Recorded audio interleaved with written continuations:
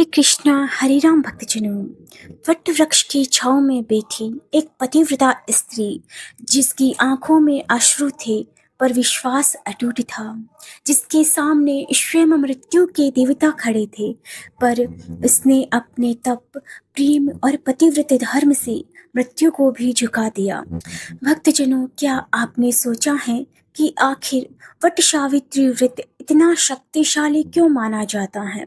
क्यों सुहागिन महिलाएं तपती धूप में कठिन व्रत रखकर वट वृक्ष की पूजा करती हैं?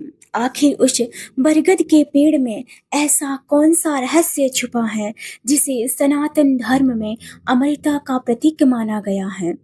और क्यों कहा जाता है कि जो स्त्री सच्चे मन से वट सावित्री व्रत करती हैं उसके पति की आयु लंबी होती है, परिवार में सुख समृद्धि आती है और अखंड सौभाग्य की प्राप्ति होती है।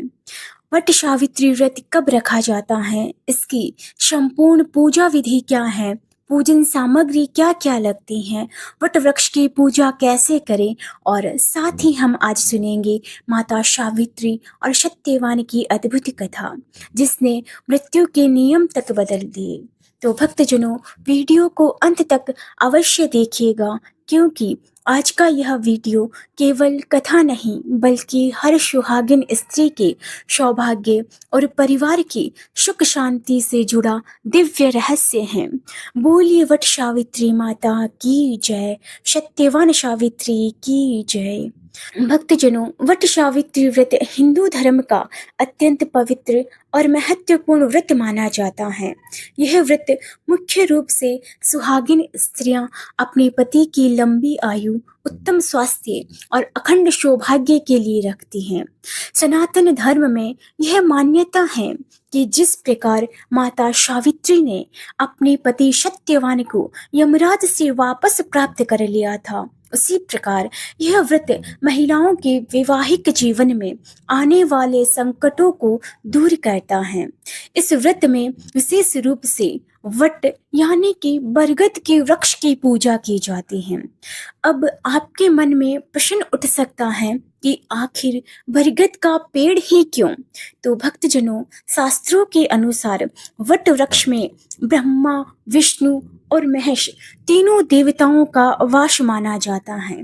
कहा जाता है कि जड़ में ब्रह्मा जी, तने में भगवान विष्णु और शाखाओं में भगवान शिव का निवास होता है।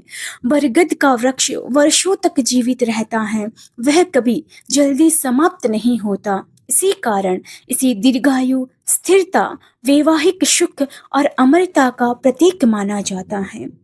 यही कारण है कि महिलाएं इस वृक्ष की परिक्रमा करती हैं और धागा बांधकर अपने पति की लंबी आयु की कामना करती हैं।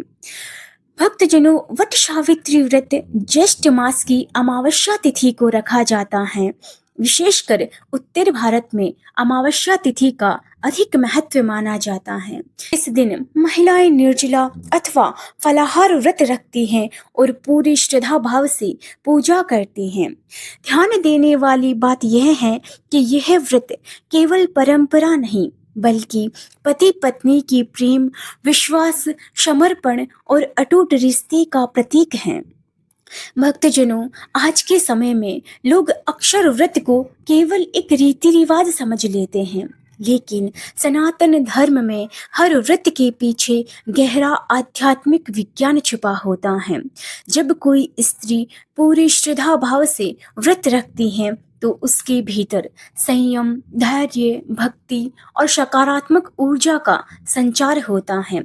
वट सावित्री व्रत केवल पति की लंबी आयु के लिए नहीं बल्कि ये परिवार में सुख, शांति, समृद्धि, स्वास्थ्य और आपसी प्रेम और नकारात्मक शक्तियों से रक्षा का भी प्रतीक माना गया है। कहा जाता है कि जहाँ नारी श्रद्धा से व्रत करती हैं वहाँ देवताओं की कृपा अवश्य बरसती है। भक्तजनों, अब जान लेते हैं कि व्रत वाले दिन सुबह उठकर क्या करना चाहिए। सबसे पहले ब्रह्म मुहूर्त में जागने का प्रयास करें। सुबह जल्दी उठकर घर की साफ सफाई करें, उसके बाद स्नान करे और स्वच्छ अथवा पीले, लाल या सुहाग के वस्त्र धारण करे। सुहागिन स्त्रियां सिंदूर, चूड़ी, बिंदी, बिछिया, मंगलसूत्र आदि 16 श्रृंगार कर सकती हैं। इसके बाद भगवान का ध्यान करते हुए संकल्प ले कि मैं अपने पति की लंबी आयु, परिवार की सुख समृद्धि और अखंड सौभाग्य के लिए वट सावित्री व्रत कर रही हूँ। ये संकल्प लेने के बाद अब हम जान लेते हैं कि वट सावित्री व्रत में पूजन सामग्री क्या क्या चाहिए। पूजन थाली में रोली, हल्दी, कुमकुम, अक्षत, फूल और माला, अगरबत्ती, दीपक, घी या तेल, मोली जिसे कलावा कहते हैं, लाल धागा या कच्चा सूत, भीगे हुए चने, फल, मिठाई, जल से भरा लोटा, धूप, नारियल, पान सुपारी, बरगद वृक्ष पर चढ़ाने के लिए जल और सबसे महत्वपूर्ण माता सावित्री और सत्यवान की तस्वीर अथवा प्रतिमा। यदि यह सब उपलब्ध न हो तो केवल श्रद्धा भाव से भी पूजा की जा सकती है, क्योंकि शास्त्र कहते हैं कि भगवान वस्तुओं से नहीं भाव से प्रसन्न होते हैं। पूजा स्थान कैसे तैयार करें, आइए जानते हैं। भक्तजनों, पूजा शुरू करने से पहले एक साफ स्थान तैयार कर लें और यदि घर में वट वृक्ष नहीं है तो मंदिर या पास के बरगद के वृक्ष के पास जाकर पूजा करें। वृक्ष के नीचे एक स्वच्छ कपड़ा बिछाएं, फिर वहां माता सावित्री और सत्यवान और भगवान विष्णु का ध्यान करें और वहां पर एक दीपक जलाएं और मन ही मन प्रार्थना करें कि हे माता सावित्री, जिस प्रकार आपने अपने पतिव्रत बल से मृत्यु को भी जीत लिया था, उसी प्रकार मेरे परिवार की रक्षा करें। भक्तजनों, अब जान लेते हैं कि वट सावित्री व्रत की संपूर्ण पूजा विधि, जिसे यदि श्रद्धा और नियम पूर्वक किया जाए तो माता सावित्री की कृपा से अखंड सौभाग्य, परिवार में सुख शांति और पति की लंबी आयु का आशीर्वाद प्राप्त होता है। कहा जाता है कि जहाँ श्रद्धा होती है वहाँ भगवान स्वयं निवास करते हैं। इसीलिए पूजा में सबसे आवश्यक वस्तु है आपका सच्चा मन और अटूट विश्वास। भक्तजनों, पूजा शुरू करने से पहले सबसे पहले संकल्प लेना बहुत आवश्यक माना जाता है। संकल्प का अर्थ होता है अपने मन, वचन और कर्म से ईश्वर के सामने अपने व्रत का उद्देश्य प्रकट करना। एक लोटे में जल ले और हाथ में थोड़ा अक्षत और फूल रखें और श्रद्धा भाव से संकल्प करें कि मैं अमुक नाम अपने पति की लंबी आयु, उत्तम स्वास्थ्य, अखंड सौभाग्य, परिवार की सुख समृद्धि और समस्त कष्टों के निवारण के लिए वट सावित्री व्रत का संकल्प करती हूँ। उसके बाद हाथ का जल पृथ्वी पर छोड़ दे। उसके बाद भगवान गणेश का ध्यान करें। सनातन धर्म में कोई भी शुभ कार्य भगवान गणेश जी के स्मरण के बिना पूर्ण नहीं माना जाता। इसीलिए सबसे पहले भगवान गणेश का ध्यान करें, प्रार्थना करें कि हे विघ्नहर्ता गणपति बाप्पा, मेरे इस व्रत में आने वाले सभी विघ्नों को दूर करें। इसके बाद दीपक जलाएं, धूप और अगरबत्ती अर्पित करें, माता सावित्री और सत्यवान का ध्यान करें। अब उन्हें फूल अर्पित करें, रोली और अक्षत चढ़ाएं। फिर श्रद्धा भाव से यह प्रार्थना करें कि हे पतिव्रता माता सावित्री, मुझे भी धैर्य, प्रेम, विश्वास और परिवार के प्रति समर्पण की शक्ति प्रदान करें।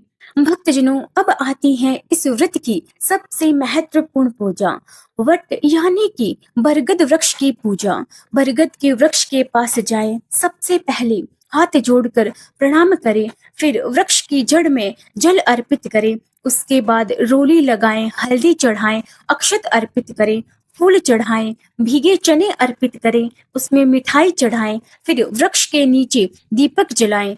वट वृक्ष केवल एक पेड़ नहीं बल्कि साक्षात त्रिदेवों का स्वरूप माना जाता है। इसीलिए पूजा करते समय मन में अत्यंत श्रद्धा भाव रखें। अब कच्चा सूत या लाल धागा ले और वट वृक्ष की 7, 11 या 21 परिक्रमा करें। हर परिक्रमा के साथ वृक्ष पर धागा लपेटते जाएं।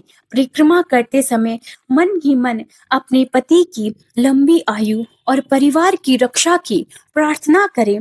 और यह मंत्र बोले कि वटाय नमः, ब्रह्म रूपाय नमः, विष्णु रूपाय नमः, महेश्वराय नमः। या फिर आप यह भी कह सकते हैं कि हे वट वृक्ष देव, मेरे पति की रक्षा करे, मेरे परिवार को सुखी करे। भक्तजनों, बहुत लोग केवल परिक्रमा करते हैं, लेकिन इसके पीछे का रहस्य नहीं जानते। वट की परिक्रमा का अर्थ है अपने जीवन को धर्म, विश्वास और ईश्वर के साथ चा और ईश्वर के चारों ओर केंद्रित करना। धागा बांधने का अर्थ है रिश्ते में प्रेम, विश्वास और स्थिरता का बंधन। जैसे बरगद का वृक्ष वर्षों तक अटल खड़ा रहता है, वैसे ही वैवाहिक जीवन में स्थिरता बनी रहे। यही इस पूजा का गहरा संदेश है। अब दोनों हाथ जोड़कर श्रद्धा भाव से प्रार्थना करें कि हे माता सावित्री, जिस प्रकार आपने अपने पतिव्रत और तप के बल से मृत्यु को भी जीत लिया था, उसी प्रकार मेरे परिवार पर आने वाले सभी संकटों को दूर करे। मेरे पति का उत्तम स्वास्थ्य, दीर्घायु और सुखी जीवन प्रदान करे। मेरे घर में प्रेम, शांति और समृद्धि सदैव बनी रहे। तो जनों, बहुत लोगों का प्रश्न होता है कि व्रत में क्या खाया जा सकता है। यदि आप निर्जला व्रत रखते हैं तो बहुत शुभ माना जाता है, लेकिन यदि स्वास्थ्य अनुमति न दे तो फलाहार कर सकते हैं, जैसे फल, दूध, दही, मखाना, साबूदाना, सूखे मेवे।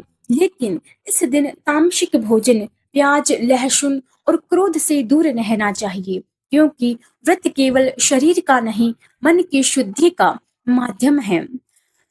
भक्तजनों, कुछ विशेष बातों का ध्यान रखना चाहिए। इस दिन झूठ न बोले, किसी का अपमान न करे, क्रोध न करे, नकारात्मक बातें ना सोचे, घर में कलह न करे, क्योंकि जिस घर में शांति रहती है वहीं देवी देवताओं का वास होता है।